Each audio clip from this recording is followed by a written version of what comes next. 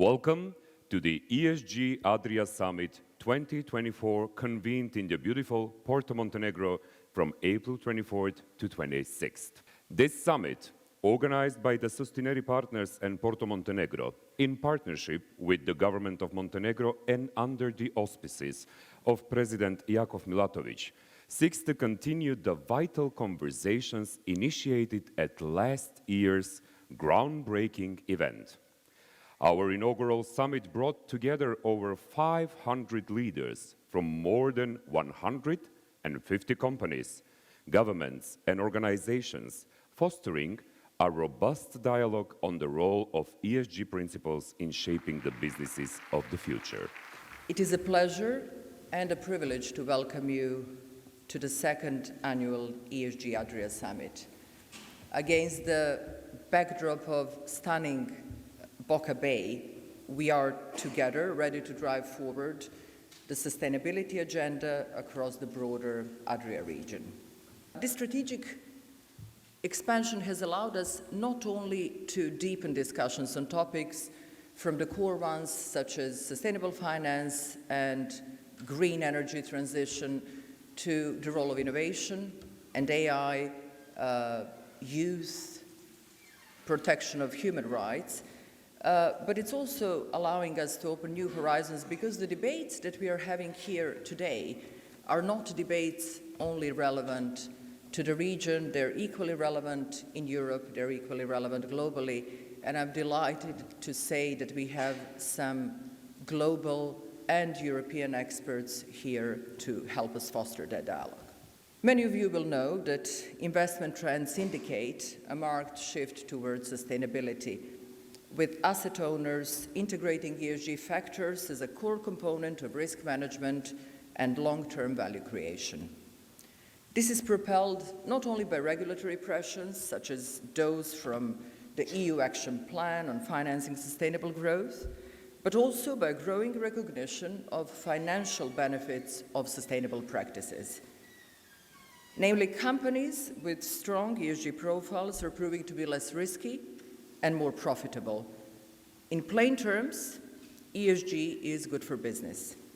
Regulatory developments also play a key role, particularly here in Europe. In the past decade, we've seen a surge of sustainability-related initiatives, from Paris Agreement and Sustainable Development Goals, that are now being transposed into national legislations. And these regulations are encouraging and guiding businesses towards more sustainable practices. Moreover, reputation and consumer preferences are becoming increasingly influential. Today's consumers and workforce, particularly younger generation, favor companies that demonstrate ethical practices and sustainability, aligning market demands with ESG principles. And nowhere is this more case than in Europe.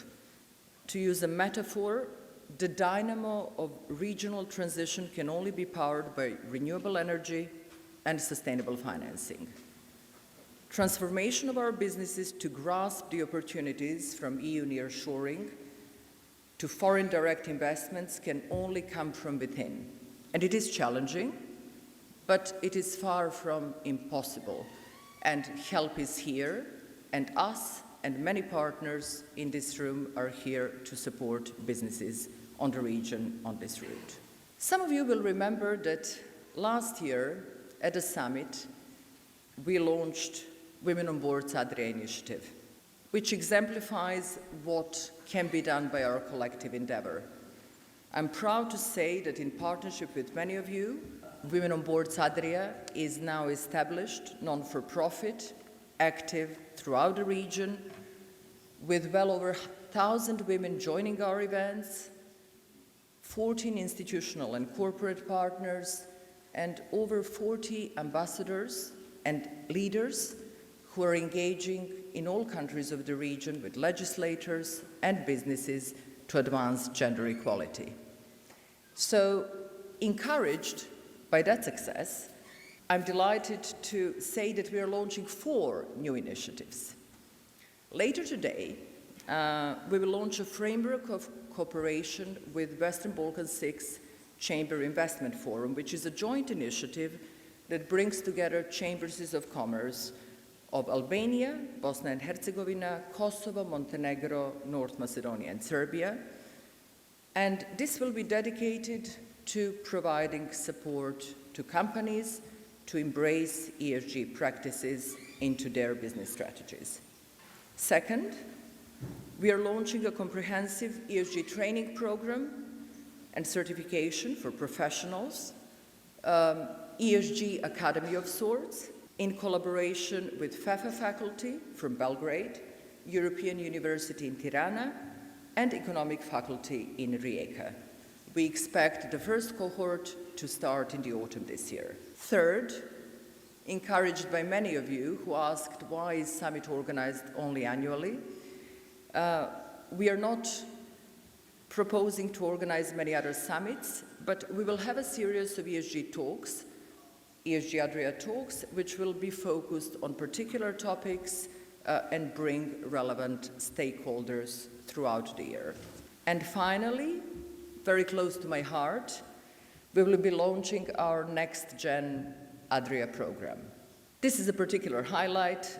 It will recognize some of the most impressive young leaders from across Adria region and empower them not only to contribute to our agenda, but to take forward joint initiatives. And I've met these young people yesterday.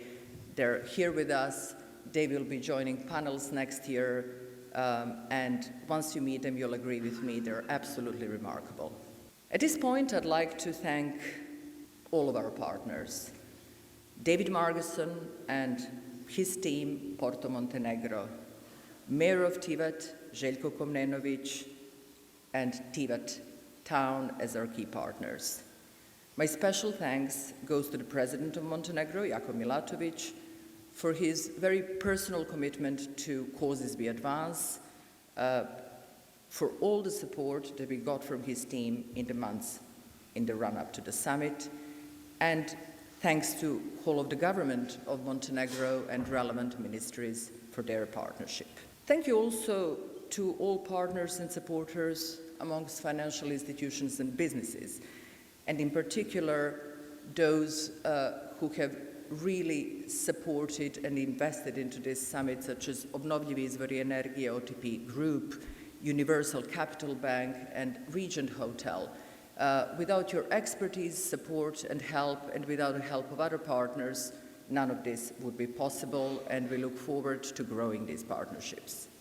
The role of media is critical. We all agree on it. We even this time have a panel dedicated to how can media help advance the agenda and raise awareness amongst our populations. And what we are looking to do is, I thank you very much for the support at the summit, but we are looking to tell the story throughout the year. We don't want this to be just a conference. We want this to be a platform of active collaboration. So I thank media partners and look forward to year-long cooperation. Our focus remains steadfast in fostering collaboration and driving change, and I don't need to tell you all how important it is for our regional economies if we want to jointly prosper towards our European future. In closing remarks, I will just remind you of a quote by Barack Obama that resonated with me. He said, "We are the ones we've been waiting for. We are the change we seek." So let your participation and leadership at this summit and everything you'll do in the aftermath drive that change that we want to see in this region. Together, we can shape the future that is focused on sustainability, inclusion, and responsible governance at its core, which is a future for this region that protects interests of both current and the future generations.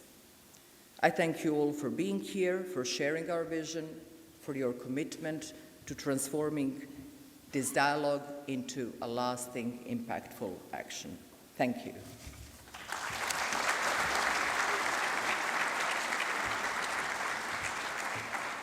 Next, I'm pleased to introduce Mr. Željko Komnenović, Mayor of the Municipality of Tivat.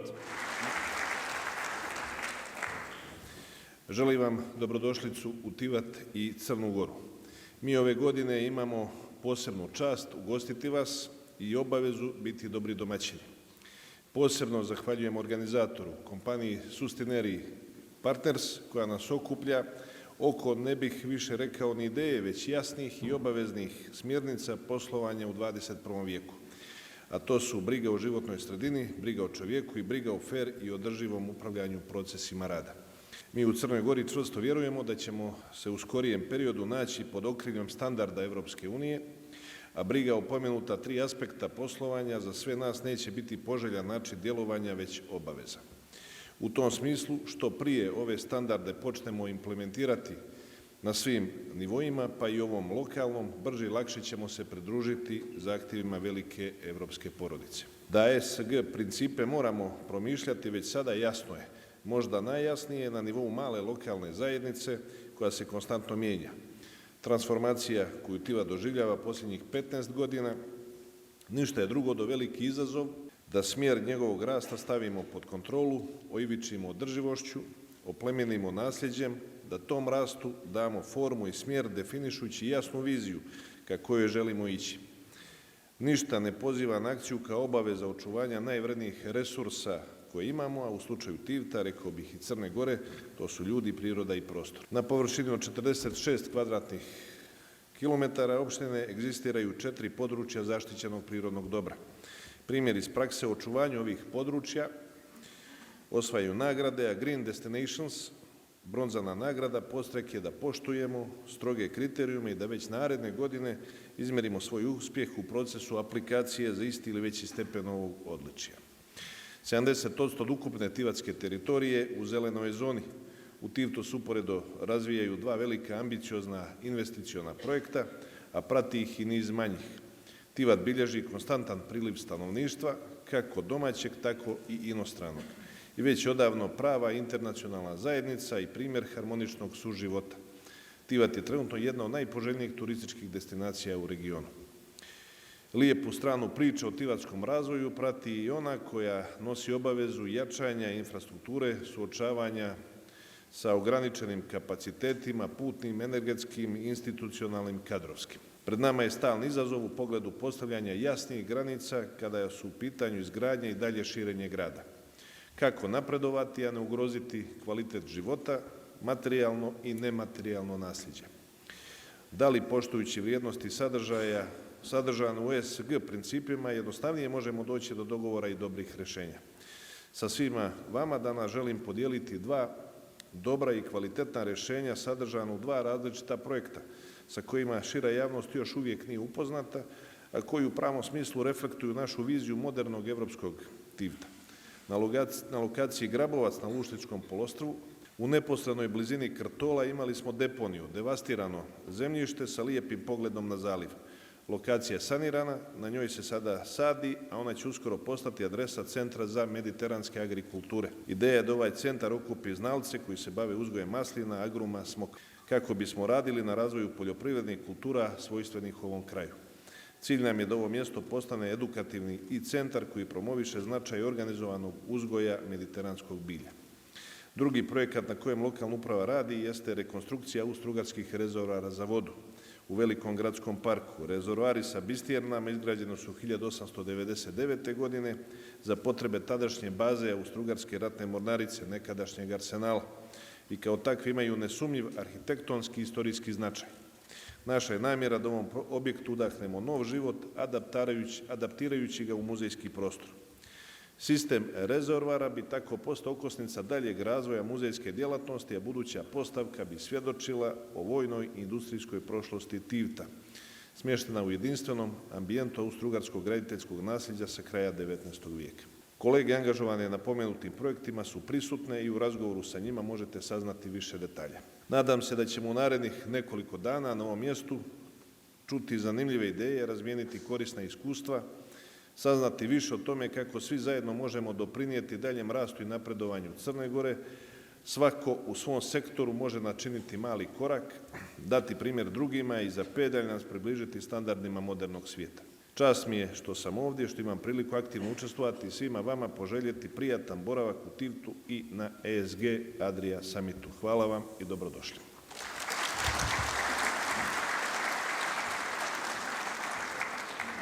Joining us now is Mr. David Margason, Managing Director of Porto Montenegro.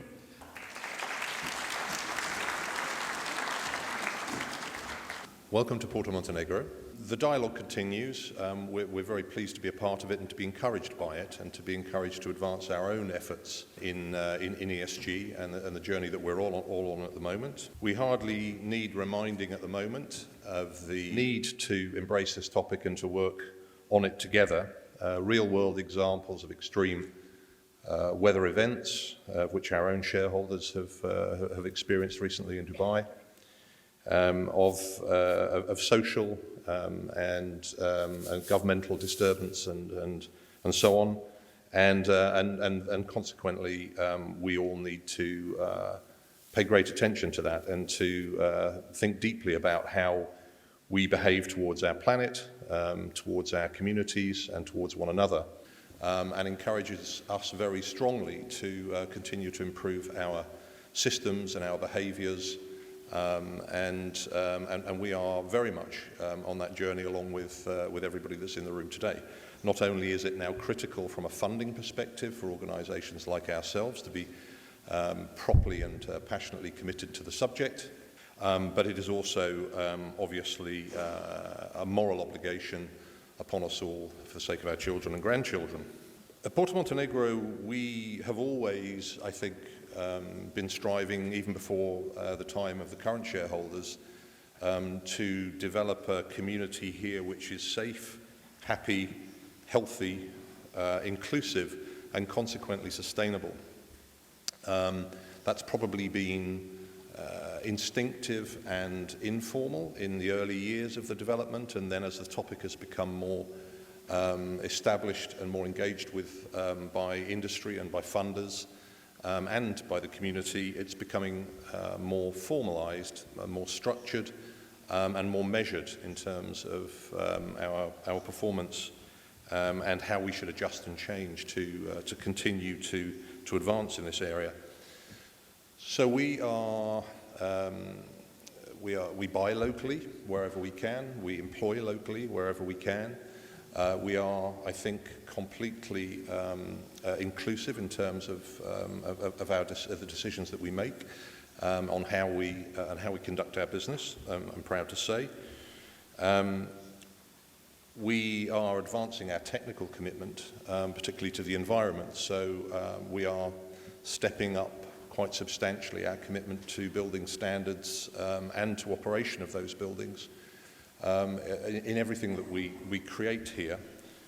We have a new project which some of you will be aware of now, our latest project, Synchro Yards. Synchro Yards will be designed and constructed to WELL Gold standards, to LEED Silver standards, and the operations, particularly through the WELL regulations, will follow on from the building practices when it comes to the running of those buildings and the integration of those buildings into the community.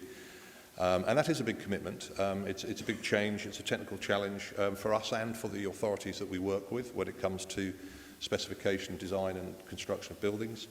But it's something that we passionately believe in ourselves, and we believe that our customers, and we heard earlier, that our audience, our customers, our community partners all now expect us to be moving in this direction, which we're very committed to doing.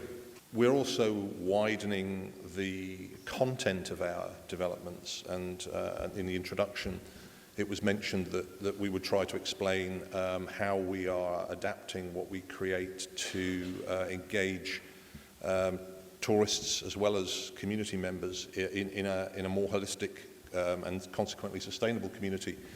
And so you will have seen probably in recent months we plan to develop a new district, Synchro Yards. It will be designed to the standards, the technical standards that I explained. It will also be hopefully a hub where we'll develop new industries for those people who have not been able to pursue careers in to the full extent that they perhaps would like to be able to in Montenegro. So we're committed to developing creative industries through the development of synchro yards. We are already operating recording studios, video studios. We will advance those as we develop the rest of the scheme. We're building a substantial team of experts in these creative industries and giving new opportunities to people. We're engaging with others who are also creating foundations and other not-for-profit organisations that support those people in the creative industries. And we think that will, together with all the other things that we do here, enrich and create an even more inclusive and sustainable community here at Porto Montenegro. In technical terms, we're always trying to innovate. We're looking at some very interesting systems for self-purification of water using oyster beds, believe it or not. So we're exploring at the moment how we can start to introduce some of those things to help maintain standards of water quality surrounding our marina and area. Our shipyard over at Biella, at Adriatic 42 shipyard, and our partner DP World, or Dry Docks World, part of DP World, are very committed to the ESG agenda, and we see great advances over there in terms of sustainable practices for the yard. So that's complements what we're doing. We've just completed an audit of about 300 partners, suppliers and stakeholders who are in our ecosystem, and to understand what their commitment to the ESG agenda is when making selections of those partners and so on. And we're introducing now a measurement system to try and quantify and control how we make decisions around that agenda. And these are challenges. They're big changes for a relatively small country, and to be leaders in these areas is a challenge, and we are very lucky to be supported by a global shareholder who, for them, it's not a question of if, but how we advance ourselves in the ways that the ESG agenda would encourage us to do. We'll continue the journey that we're on. Those of you that are working with us will hopefully see how we're changing our practices, both physical and social in the community here. We'll continue to support Sustineri partners in their efforts as well. And we're very pleased to be a part of that, and hope you all have a fantastic couple of days here and really manage to advance your thinking together and create the next set of steps towards a more sustainable future for us all. And thank you very much.